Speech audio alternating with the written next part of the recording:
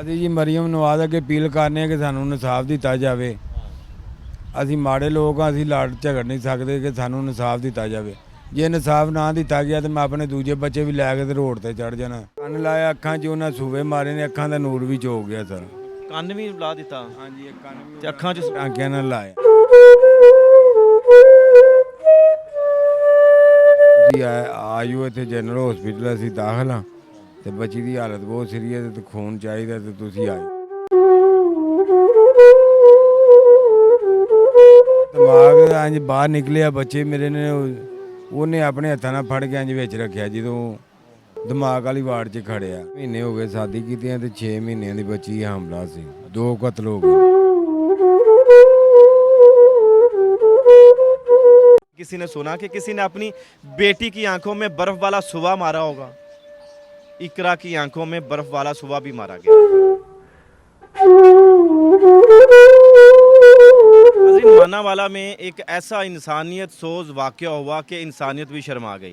एक और हवा की बेटी ससुरालियों के जुल्म का शिकार हो गई, और ऐसा जुल्म कि आप सुन नहीं सकते ना ही देख सकते हैं। अगर रिस्ट्रिक्शन की वजह ना हो तो हम अगर तो तस्वीर उस बेटी की, उस बहन की अगर दिखाएं तो आपके कलेजे फट जाएंगे, आपके दिमाग मऊफ हो जाएंगे। किस कदर 20 साला इकरा को तशद्दद करके, तशद्दद भी ऐसी चीज़ों के साथ किया गया कि जो चीज़ भी हाथ में आई वही दे मारी। कैंचियों के साथ, डंडों के साथ, सोटों के साथ, बल्कि ईंटों के साथ। हमारे मज़हब में किसी जानवर को भी इतनी अजियत देने की इजाज़त नहीं है कि किसी जानवर को इतनी अजियत दी जाए। और इतनी खूबसूरत 20 साला इकरा को तशद्दद करके कत्ल किया गया। कौन सा ऐसा कसूर था, उसने क्या बिगाड़ा था?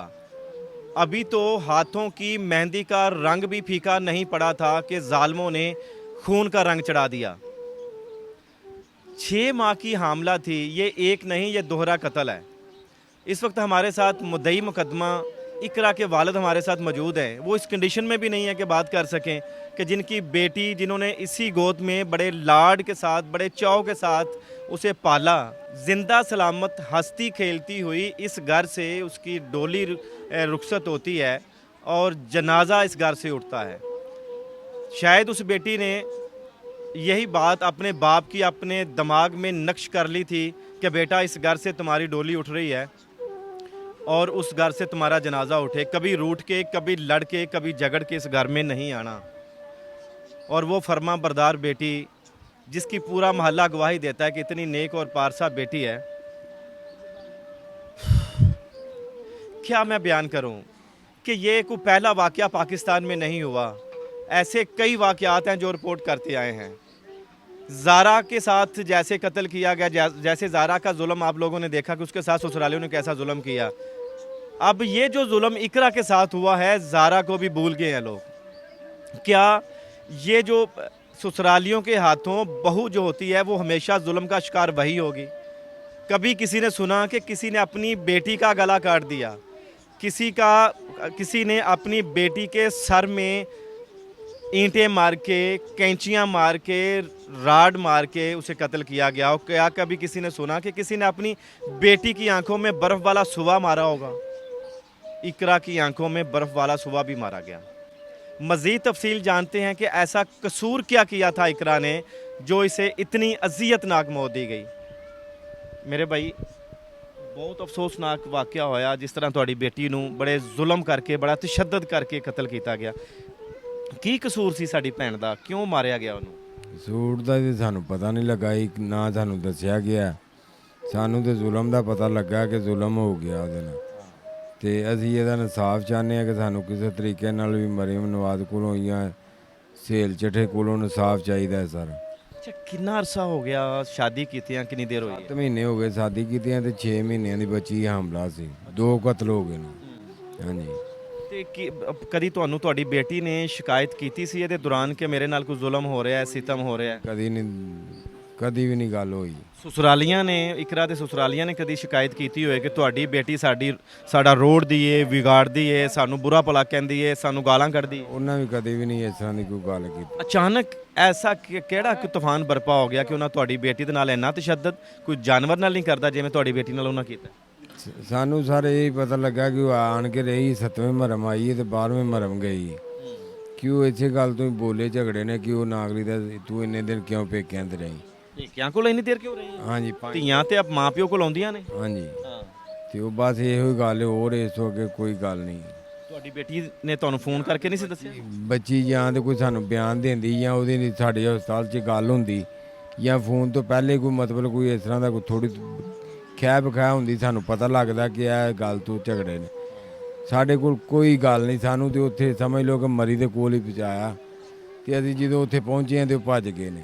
ਜਦੋਂ ਤੁਹਾਡੀ ਬੇਟੀ ਉੱਥੇ ਸਸੁਰਾਲ ਗਈ ਹੈ 12ਵੇਂ ਮਹਰਮ, ਉਹਨੇ ਤੁਹਾਨੂੰ ਫੋਨ ਕਰਕੇ ਨਹੀਂ ਕਿਹਾ ਕਿ ਮੇਰੇ ਨਾਲ ਸਸੁਰਾਲ ਵਾਲੇ ਲੜਦੇ ਪਏ ਨੇ, ਮੇਰੇ ਨਾਲ ਝਗੜਦੇ ਪਏ ਨੇ ਆਪਣੇ ਮਾਪਿਓ ਕੋਲ? 7 ਵਜੇ ਗਈ ਹੈ, ਤਕਰੀਬਨ 10 ਵਜੇ ਉਹਦੀ ਅੰਮੀ ਨੇ ਕਾਲ ਉਹਨੂੰ ਕੀਤੀ ਅੱਛਾ। ਕਿ ਇਕਰਾ ਬੇਟਾ ਕੀ ਹਾਲ ਹੈ? ਉਹਨੇ ਕਿਹਾ ਅੰਮੀ ਮੈਂ ਠੀਕ ਹਾਂ, ਸਿਰ ਨੂੰ ਦਰਦ ਹੋਣ ਡਈ।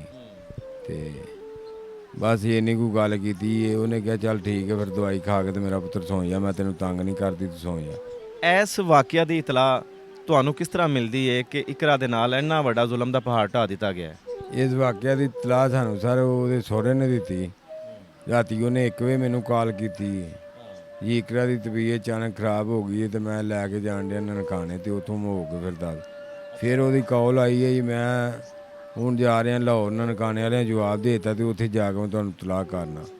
ਉੱਥੇ ਜਦੋਂ ਚਲੇ ਗਿਆ ਜਨਰਲ ਹਸਪੀਟਲ, ਨਹੀਂ ਤੁਸੀਂ ਉਹਨਾਂ ਨੂੰ ਪੁੱਛਿਆ ਨਾ ਕਿ ਕਿਹੜੀ ਜ਼ਰਾ ਕੋ ਤਬੀਅਤ ਖਰਾਬ ਹੋਈ ਹੈ ਕਿ ਜਿਹਦੀ ਵਜ੍ਹਾ ਨਾਲ ਮਾਨਾ ਵਾਲੇ ਹਸਪੀਟਲ ਵਾਲਿਆਂ ਜਵਾਬ ਦੇ ਦਿੱਤਾ ਹੈ ਤੁਸੀਂ ਉਹਨੂੰ ਲਾਹੌਰ ਲੈ ਕੇ ਜਾ ਰਹੇ ਹੋ? ਨਨਕਾਣੇ ਵਾਲਿਆਂ ਜਵਾਬ ਦਿੱਤਾ ਹੈ ਆਨੇ ਵਾਲਿਆਂ। ਅੱਛਾ। ਤੇ ਉਹ ਆਂਦਾ ਬਸ ਅਚਾਨਕ ਕੋਈ ਮਸਲਾ ਬਣਿਆ ਸੀ ਕਿ ਬੱਚੀ ਬੱਚਾ ਹੋਣ ਵਾਲਾ, ਸ਼ਾਇਦ ਕੋਈ ਇਸ ਤਰ੍ਹਾਂ ਦੀ ਕੋਈ ਤੇ ਵਜੂਆਤ ਬਣੀ ਹੋਵੇ। ਅਸੀਂ ਨਾ ਤੁਹਾਨੂੰ ਇਸ ਵਾਕਿਆ ਦਾ ਨਹੀਂ ਸੀ ਪਤਾ? ਨਹੀਂ ਇਸ ਵਾਕਿਆ ਦਾ ਨਹੀਂ।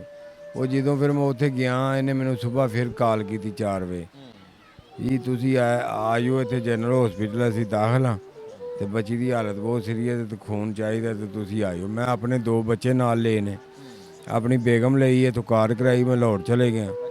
ਜਦੋਂ ਮੈਂ ਲਾਹੌਰ ਗਿਆ ਉੱਥੇ ਉਹਨਾਂ ਮੈਨੂੰ ਵੇਖਿਆ ਤੇ ਉਹ ਸਾਰੇ ਨੱਸ ਗਏ ਨੇ। ਨੱਸ ਗਏ ਨੇ। ਤੁਹਾਨੂੰ ਵੇਖ ਕੇ ਉੱਥੋਂ ਦੌੜ ਗਏ ਹੋ? ਦੌੜ ਗਏ ਨੇ। ਉਹ ਜਿਹੜੀਆਂ ਫੈਲਾਂ ਫੂਲਾਂ ਸੀ ਉਹ ਵੀ ਉਹਨਾਂ ਕੋਲੋਂ ਅਸੀਂ ਭੱਜ ਕੇ ਖੋਈਆਂ ਨੇ। ਤੁਸੀਂ ਉਹਨਾਂ ਨੂੰ ਪੁੱਛਿਆ ਨਾ ਕਿੱਥੇ ਨੱਸਦੇ ਕਿਉਂ ਪਿਓ, ਕੀ ਵਜ੍ਹਾ ਬਣ ਗਈ ਹੈ? ਇੱਕ ਬੰਦਾ ਉਹਨਾਂ ਦਾ ਮੈਂ ਸਰ ਫੜ ਲਿਆ ਵੇ, ਉਹ ਉੱਥੇ ਜਿਹੜਾ ਉਹ ਚੌਕੀ ਬਣੀ ਨਾ ਹਸਪਤਾਲ 'ਚ, ਉਹ ਚੌਕੀ 'ਚ ਉਹਨੂੰ ਬੰਦੇ ਨੂੰ ਫੜਾਇਆ।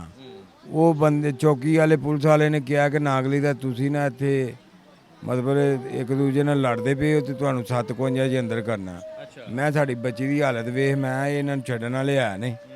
ਉਹ ਸਾਨੂੰ ਲੈ ਗਿਆ ਚੌਕੀ 'ਚ, ਉਹਨੇ ਕਿਹਾ ਜੀ ਮੈਨੂੰ ਬਾਹਰ ਕੱਢ ਕੇ ਉਹਨੇ ਕਿਹਾ ਜੀ 10,000 ਰੁਪਇਆ ਦੇ ਤੇ ਤੇਰੇ ਤੇ ਮੈਂ ਪਰਚਾ ਨਹੀਂ ਦਿੰਦਾ। ਕਿਹਨੂੰ ਕਿਹਾ ਚੌਕੀ ਵਾਲੇ ਨੇ? ਮੈਨੂੰ ਕਿਹਾ ਜੀ। ਤੁਹਾਨੂੰ ਕਿਹਾ ਕਿ ਮੈਂ 10,000 ਰੁਪਇਆ ਦੇ ਦੇ ਮੈਂ ਪਰਚਾ ਨਹੀਂ ਦਿੰਦਾ? ਹਾਂਜੀ ਮੈਨੂੰ ਉਹਨੇ ਚੌਕੀ ਵਾਲੇ ਨੇ ਕਿਹਾ ਜੀ 10,000 ਰੁਪਇਆ ਦੇ ਦੇ, ਮੈਂ ਪਰਚਾ ਤੇਰੇ ਤੇ ਨਹੀਂ ਦਿੰਦਾ, ਨਹੀਂ ਤੇ 751 ਦਾ ਪਰਚਾ ਹੋਏਗਾ ਤੇ ਇਹਦੀਆਂ ਜ਼ਮਾਨਤਾਂ ਕੱਲ ਨੂੰ ਕਰਾ ਲਿਓ। ਹਾਂਜੀ ਤੁਹਾਨੂੰ ਚੌਕੀ 751 ਦਾ ਪਰਚਾ ਦੇ ਦੇ, ਮੇਰੇ ਕੋਲ ਪੈਸਾ ਮੈਂ ਕੋਈ ਨਹੀਂ। ਮੈਂ ਇੱਕ ਸਾਡੀ ਬੱਚੀ ਨਾਲ ਜ਼ੁਲਮ ਹੋਇਆ, ਮੈਂ ਇੱਕ ਤੂੰ ਪੈਸੇ ਮੰਗਣ ਨੇ, ਤੈਨੂੰ ਸ਼ਰਮ ਜਾਂ ਨਹੀਂ ਆ? ਉਹ ਫਿਰ ਸਰ ਮੈਂ ਬਾਹਰ ਆ ਗਿਆ ਬੱਚੀ ਵੱਲ ਨੂੰ। ਤੁਸੀਂ ਦੂਜਾ ਜਿਹੜਾ ਉਹਨਾਂ ਦਾ ਮੁਜਰਮ ਫੜਾਇਆ ਨਾ ਉਹ ਉਹਨੇ ਪੈਸੇ ਲੈ ਕੇ ਤੇ ਛੱਡ ਦੇ। ਅੱਛਾ, ਉਹ ਨਾ ਪੈਸੇ ਲੈ ਕੇ ਮੁਲਜ਼ਮ ਛੱਡ ਦਿੱਤਾ। ਫਿਰ ਜਦੋਂ ਤੁਸੀਂ ਜਾ ਕੇ ਆਪਣੀ ਬੇਟੀ ਨੂੰ ਹਸਪੀਟਲ ਬੈੱਡ ਦੇ ਉੱਤੇ ਪਿਆ ਵੇਖਿਆ, ਕੀ ਕੰਡੀਸ਼ਨ ਸੀ ਤੁਹਾਡੀ ਧੀ ਦੀ? ਕੰਡੀਸ਼ਨ ਬਹੁਤ ਸੀ, ਬੱਚੀ ਪਛਾਣੀ ਨਹੀਂ ਅਸੀਂ ਜੀ ਇਹ ਸਾਡੀ ਬੱਚੀ, ਐਡਾ ਜ਼ੁਲਮ ਕੀਤਾ ਸੀ ਤੇ ਪਛਾਣੀ ਨਹੀਂ ਬੱਚੀ ਇਹ ਸਾਡੀ। ਕੀ ਕਿੱਥੇ ਕਿੱਥੇ ਮਾਰਿਆ, ਕਿਸ ਤਰ੍ਹਾਂ ਮਾਰਿਆ ਉਹਨਾਂ? ਤੁਸੀਂ ਤੇ ਦੇਖਿਆ ਆਪਣੀ ਬੇਟੀ ਨੂੰ? ਹਾਂਜੀ ਸਰ ਉਹਦੇ ਦਿਮਾਗ ਇੰਜ ਬਾਹਰ ਨਿਕਲਿਆ ਬੱਚੇ ਮੇਰੇ ਨੇ, ਉਹਨੇ ਆਪਣੇ ਹੱਥਾਂ ਨਾਲ ਫੜ ਕੇ ਇੰਜ ਵਿੱਚ ਰੱਖਿਆ ਜਦੋਂ ਦਿਮਾਗ ਵਾਲੀ ਵਾਰਡ 'ਚ ਖੜਿਆ। ਤੇ ਹੋਰ ਇਸ ਤੋਂ ਇਲਾਵਾ ਕੀ ਜ਼ੁਲਮ ਕੀਤਾ? ਕੰਨ ਲਾਇਆ, ਅੱਖਾਂ 'ਚ ਉਹਨਾਂ ਸੂਵੇ ਮਾਰੇ ਨੇ, ਅੱਖਾਂ ਦਾ ਨੂਰ ਵੀ ਚੋਕ ਗਿਆ ਸਰ। ਕੰਨ ਵੀ ਲਾ ਦਿੱਤਾ? ਹਾਂਜੀ ਕੰਨ ਵੀ ਤੇ ਅੱਖਾਂ 'ਚ ਟਾਂਕਿਆਂ ਨਾਲ ਲਾਇਆ। ਅੱਖਾਂ 'ਚ ਸੂਵੇ ਮਾਰਦੇ ਰਹੇ? ਅੱਖਾਂ 'ਚ ਸੂਵੇ ਮਾਰਦੇ ਰਹੇ ਨੇ ਬਿਲਕੁਲ। ਉਹਨਾਂ ਅੱਖਾਂ ਵੀ ਜ਼ਾਇਆ ਕਰਦੀਆਂ, ਦਿਮਾਗ ਵੀ ਉਹਦਾ ਕੱਢਦਾ। ਐਡੇ ਐਡੇ ਡੂੰਘੇ ਵਿੱਚ ਜਿਵੇਂ ਥੋੜੀ ਨਾ ਰੱਖ ਕੇ ਕੋਈ ਸ਼ਾਇਦ ਉਤੋਂ ਮਾਰੀ ਦੀ ਨਾ, ਇਹ ਹਿਸਾਬ ਉਹਨਾਂ ਕੀਤਾ ਕਿ ਐਡੇ ਐਡੇ ਡੂੰਘੇ ਜ਼ਖਮ, ਮਤਲਬ ਦਿਮਾਗ ਉਹਦਾ ਬਾਹਰ ਨਿਕਲਿਆ ਪਿਆ। ਉਹਦੀਆਂ ਤੁਸੀਂ ਇਹ ਤਸਵੀਰਾਂ ਵੇਖੋ ਤੇ ਤੁਸੀਂ ਇਹ ਕੰਬ ਜਾਓਗੇ ਇੱਕ ਵਾਰੀ। ਫਿਰ ਤੁਸੀਂ ਉਹ ਡਾਕਟਰਾਂ ਤੁਹਾਡੇ ਨਾਲ ਗੱਲਬਾਤ ਉੱਥੇ ਹੋਈ? ਡਾਕਟਰਾਂ ਨਾਲ ਗੱਲਬਾਤ ਹੋਈ, ਉਹਨਾਂ ਕਿਹਾ ਜੀ ਜਿਹਨੇ ਇੰਨਾ ਜ਼ੁਲਮ ਕੀਤਾ, ਜਿਹੜੀ ਵੀ ਨਰਸ ਡਾਕਟਰ ਨੇ ਵੇਖਿਆ ਉਹ ਯਕੀਨ ਕਰੋ ਕਿ ਰੋਣ ਲੱਗ ਪਿਆ। ਉਹਨੇ ਕਿਹਾ ਕਿ ਇੰਨਾ ਜ਼ੁਲਮ ਕੁੜੀ ਆਵੇ ਦਰਿੰਦੇ ਵੀ ਨਹੀਂ ਕਰਦੇ, ਬੜੀ ਕੋਈ ਦੁਸ਼ਮਣੀ ਵੱਡੀ ਹੋਵੇ ਤੇ ਉਹ ਵੀ ਨਹੀਂ ਇਸ ਤਰ੍ਹਾਂ ਕਰਦੇ ਜਿਵੇਂ ਇਹਨਾਂ ਕੀ। ਜਦੋਂ ਤੁਸੀਂ ਜਾ ਕੇ ਆਪਣੀ ਬੇਟੀ ਨੂੰ ਦੇਖਿਆ, ਬੇਟੀ ਜ਼ਿੰਦਾ ਸੀ? ਨਹੀਂ ਸਰ ਬਿਲਕੁਲ, ਉਹਨਾਂ ਆਕਸੀਜਨ ਜਿਹਾ ਲਾਇਆ ਸੀ ਉਹਦੇ ਨਾਲ ਹੀ ਸਾਹ ਆ ਰਿਹਾ। ਮਤਲਬ ਜੋ ਉਹਦਾ ਹੱਥ ਤੇ ਪਿਆ ਤੇ ਇੱਥੇ ਹੀ ਹੱਥ ਚੁੱਕ ਕੇ ਕਰਨਾ, ਤੈਨੂੰ ਉਹਨੇ ਨਹੀਂ ਲਾਣਾ। ਉਹ ਇੰਝ ਹੀ ਰਹੀ ਹੈ ਜਿਹੜੇ 4 ਦਿਨ ਜਾਂ 5 ਦਿਨ ਉੱਥੇ ਰਹੀ ਹੈ ਨਾ, ਉਹ ਇੰਝ ਵੀ ਹੋਸ਼ੀ 'ਚ ਰਹੀ ਹੈ। ਕੋਈ ਸਾਡੇ ਨਾਲ ਉਹਦੀ ਗੱਲਬਾਤ ਨਹੀਂ ਹੋਈ, ਕੋਈ ਬਿਆਨ ਨਹੀਂ ਹੋਇਆ।